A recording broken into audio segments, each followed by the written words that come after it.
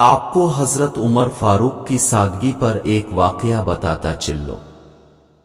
حضرت عمر فاروق بڑے دلیر اور جری آدمی مسجد میں جمعہ پڑھانے کے لیے داخل ہوئے تو جناب ابو ایوب انصاری مسجد کے دروازے پہ کھڑے کہنے لگے کہ عمر جلدی آیا کرو، ہم کوئی تیرے نوکر نہیں ہیں جو تیرا انتظار کرے، وقت پہ آیا کرو، بڑی دیر سے کھڑے ہیں، کیوں دیر سے آئے ہو؟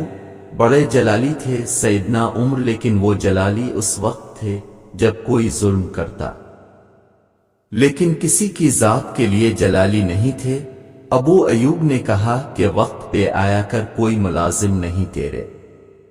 سیدنا عمر منبر پر چڑھے اور فرمانے لگے کہ اللہ ابو ایوب انصاری کا بھلا کرے، جب تک اس طرح کے لوگ موجود ہیں کوئی بادشاہ بگڑے گا نہیں، اللہ اس کا بھلا کرے، اس نے میری رہنمائی کی۔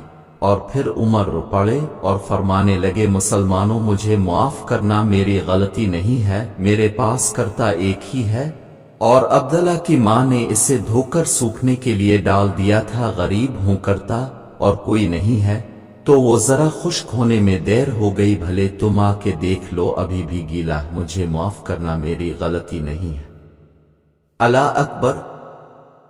3 بر-اعظموں پر حکومت کرنے والے بادشاہ سیدنا عمر فاروق، اور ایک ہی کارتا اس بادشاہ کے پاس، یہ عمر میرے نبی کے شعر تجھ پہ لاکھوں جانے قربان، یہ لکھتے آنکھیں بھیگ گئیں۔